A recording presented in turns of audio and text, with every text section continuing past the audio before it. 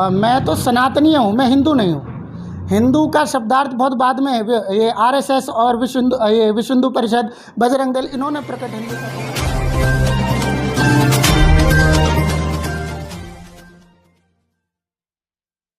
नमस्कार साथियों, आज हमारे साथ हैं मुनि महाराज जी। और मुनि महाराज जी हिंदू धर्म के दर्शन पर कुछ बात करेंगे, हमसे चर्चा करेंगे। और वे एक तरह से हिंदू धर्म को डिफेंड करने का प्रयास करेंगे अंबेडकर की विचारधारा के खिलाफ। जैसा कि हम जानते हैं कि सन 1935 में परम पूज्य बाबा साहब डॉक्टर भीमराव अंबेडकर ने हिंदू धर्म को छोड़ा था, और छोड़ते समय यह कहा था कि मैं हिंदू धर्म में पैदा हुआ, यह मेरे बस की बात नहीं थी, लेकिन मैं हिंदू धर्म में मरूंगा नहीं। तो इसी विचारधारा के आधार पर हम आज मुनि महाराज से चर्चा करेंगे। लेकिन साथियों, मैं आपको आगाह कर दूं कि मुनि महाराज जी हिंदू धर्म के दर्शन को डिफेंड करेंगे या उस दर्शन को आपके सामने प्रस्तुत करेंगे, लेकिन इसका मतलब यह कतई नहीं है कि आप जो है अपनी अशालीन या असभ्य भाषा का इस्तेमाल करें। मैं अपने जो विचार मुनि महाराज से रखूँगा उनको भी आप जो है उसी दृष्टि से देखें, और दोनों के विचारों का मंथन करके जो आपको अच्छा लगता हो उसको आप स्वीकार कीजिए, उसको आप अपने व्यवहार में लेकर आइए। लेकिन किसी पर भी कोई भी टिप्पणी करनी है आपने शालीन तरीके से करें और सभ्यतापूर्वक करें, गाली गलौज की भाषा उसमें नहीं होनी चाहिए। तो मुनि महाराज जी, आपका NB News 24x7 में स्वागत है। नमस्कार। मुनि महाराज जी, सबसे पहले मैं ये जानना चाहूँगा कि जो हिंदू व्यवस्था है, हिंदू समाज है, वह 4 वर्णों में विभाजित है। तो वे जो वर्ण व्यवस्था है उसका आधार क्या है? देखो, ये जो प्रारब्ध है ना, शुरुआत है, जैसे जिसको हम जिस दृष्टि से देखते हैं, जैसे गीता की दृष्टि से देखते हैं, भगवत की दृष्टि से देखते हैं, महाभारत की दृष्टि से देखते हैं। वर्ण व्यवस्था का तात्पर्य पैरों से शूद्र का तात्पर्य जो लोग हम समझते हैं, बिना पैरों के मनुष्य नहीं चल सकता। भगवान ब्रह्मा के मुखमंडल से ब्राह्मण की उत्पत्ति, हाथों से क्षत्रिय की उत्पत्ति और पेट से वैश्य समाज की उत्पत्ति, और बाकी कर्म शैली से जिससे पैदल चला जाता है, कर्म करा जाता है, उसकी शूद्र की उत्पत्ति कही जाती है। वर्ण व्यवस्था से सबसे पहले समझने से पहले इन चारों वर्णों के नाम के अर्थ के बारे में समझना पड़ेगा। अगर हम नहीं समझेंगे तो भ्रमित होंगे। सबसे पहले ब्रह्म का तात्पर्य ब्रह्मांड है। जब हम मेडिटेशन करते हैं, ध्यान करते हैं, तो हमारी इंद्रियां जागृत होती हैं। तो यहाँ पर एक ब्रह्मांड होता है, जो आकाश में भी, जैसे आकाश में ब्रह्मांड है, ऐसे ही मस्तिष्क में एक ब्रह्मांड है। उसकी जागृति, उसको जानने वाला, उसको समझने वाला, जानने का प्रयास करने वाला ब्राह्मण होता है। क्षत्रिय हाथों से उत्पन्न हुए क्षत्रिय कहा जाता है। तो जिसपे बाहुबल हो, राजपाट चलाने का कर्तव्य हो, नीति शास्त्र हो, धर्म हो, इसको क्षत्रिय कहते हैं। पेट का पालन करने और कराने वाला व्यक्ति को वैश्य कहते हैं। बनिया कहते हैं जो कारोबार करते हैं, जो बिजनेस करते हैं, व्यापार करते हैं। अब इन तीनों के सहयोग को करने वाले, इनके साथ में काम करने वाले, नौकरी करने वाले, अकाउंटेंट, सामान उठा के रखने वाले, नाना प्रकार की सेवाओं को करने वाले व्यक्ति को शूद्र की श्रेणी में रखा गया। शूद्र का तात्पर्य, जैसे बाकी का मैंने 3 का बता दिया, शूद्र का सेवा तात्पर्य से, सेवा से है। सेवा, मूलतः सेवा ये नहीं है कि कोई दास ये वही शूद्र है, या एक पर्टिकुलर एक जाति से जन्म लेने के बाद ही कोई शूद्र कहलाता है। ये तो हमको मानना ही पड़ेगा कि पुरातन समय से हमारे देश में इस जो वर्ण व्यवस्था है, जिस समय से मुसलमानों का आना हुआ 800-700 ईस्वी के उपरांत ही आक्रमण करना प्रारब्ध हो गया था। 10वीं शताब्दी तक तो कई जगह उन्होंने आक्रमण कर भी चुके थे, और 11वीं, 12वीं, 13वीं शताब्दी तक तो बहुत प्रभावशाली हो चुके थे भारत के चारों तरफ से।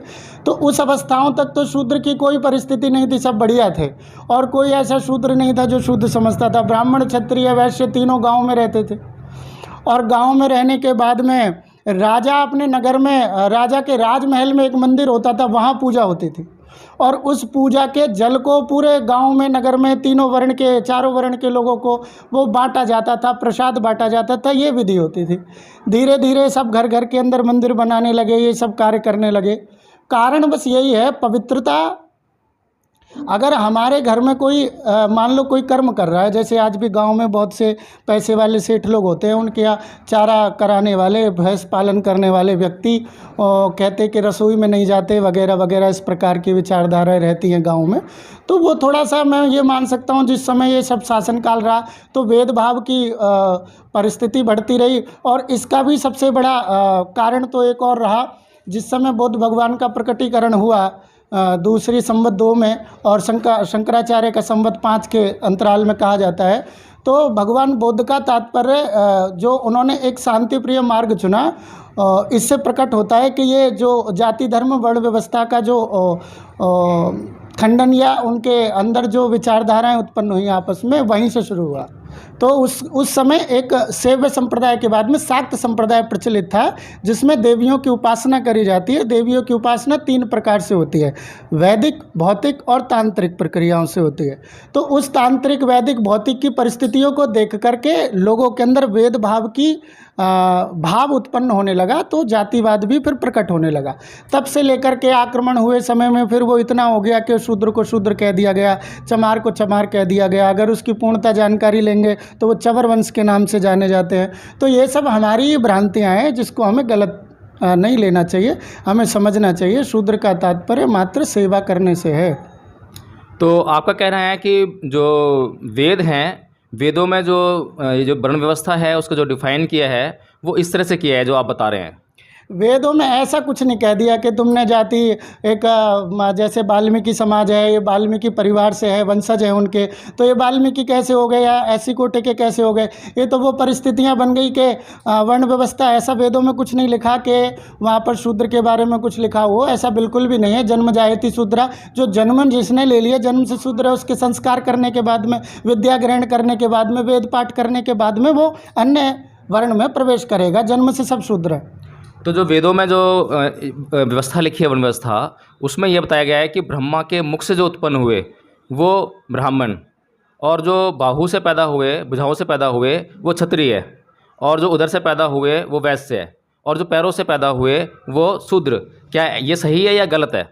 हाँ, ये प्रकट ऐसा वेद में नहीं लिखा, ये उपनिषद खंडन करते हैं। शंकराचार्य के द्वारा श्रुति और स्मृति विद्यमान थी। श्रुति का तात्पर्य है सुनना और स्मृति का तात्पर्य याद रखना। लेखन प्रणाली उस समय नहीं थी, उसके बाद में प्रारब्ध हुई। जो संस्कृत के रूप में हम वेद को सुन रहे हैं, श्रुति स्मृति को लेखन प्रणाली में भी देख रहे हैं, तो उसके अंदर ऐसा कुछ भी नहीं लिखा है। लेकिन हाँ, ये सृष्टि, शूद्र का तात्पर्य वो जाति नहीं है, शूद्र का तात्पर्य सेवा है। शूद्र का तात्पर्य मतलब हमने जो 4 लोगों ने, या जो मनु के पुत्र थे, मनु से सृष्टि रची है, तो मनु के 4 पुत्रों में से एक शूद्र कैसे हो गया? 4 शूद्र क्यों नहीं हुए? खून तो एक ही है। तो ये हमारी मेंटलिटी वहाँ से प्रारब्ध से ही गलत है। जब मनु के 4 पुत्र है तो चारों एक ही वर्ण के होंगे, और 4 पुत्र 10 पुत्र जितने भी, जो जैसा कर्म कर रहा है उसको वैसा नाम दे दिया गया। उसमें तो कोई चर्चा वाली बात ही नहीं है। तो वर्ण व्यवस्था का मतलब कर्म का आधार है, यानी कि जो जैसा कर्म करता है उसको वैसा ही वर्ण मिल जाता है। हाँ बिल्कुल, होना ही चाहिए, होता ही है। कोई बनिए की दुकान पर बैठा तो लाला ही कहता है जाति से, कोई सुनार की दुकान खोल के बैठा सब सुनार बोलते हैं। तो हमारे व्यूअर्स आपसे जानना चाहेंगे कि आप हिंदू वर्ण व्यवस्था के कौन से पायदान से आते हैं?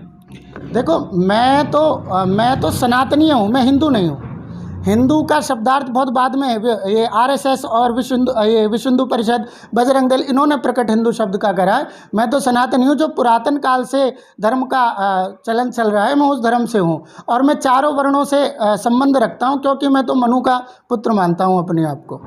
तो मैं ये नहीं कह सकता कि मैं ब्राह्मण हूँ, क्षत्रिय, वैश्य, शूद्र हूँ। अपना चैनल, आपका चैनल, समाज का चैनल, देश का चैनल एनबी न्यूज 24/7 को आप लाइक करें, सब्सक्राइब करें और ज्यादा से ज्यादा इसकी वीडियो को शेयर करें, ताकि हर खबर को मैं आप तक आसानी से पहुंचा